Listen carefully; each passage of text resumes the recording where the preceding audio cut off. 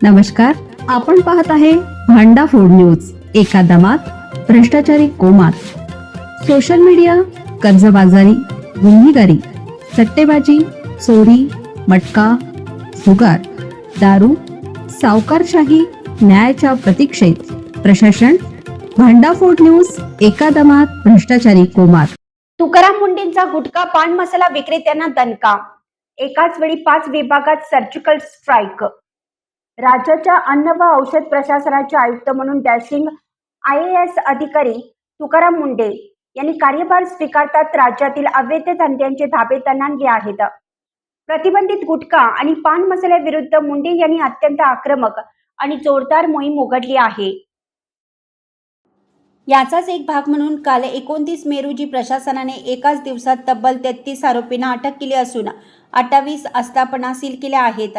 या धडक कारवाईत लाखोचा मुद्देमाल जप्त करण्यात आला. आयुक्त तुकाराम मुंडे यांच्या थेट निदर्शनानुसार राज्यातील अन्न व औषध प्रशासनाच्या अधिकाऱ्यांनी काल एकाच वेळी मुंबई, कोकण, पुणे, नाशिक आणि छत्रपती संभाजीनगर या 5 विभागात प्रतिबंधित गुटखा, पान मसाला विक्रेते, नियमभंग करणाऱ्या आस्थापनाविरुद्ध मोठी कारवाई केली.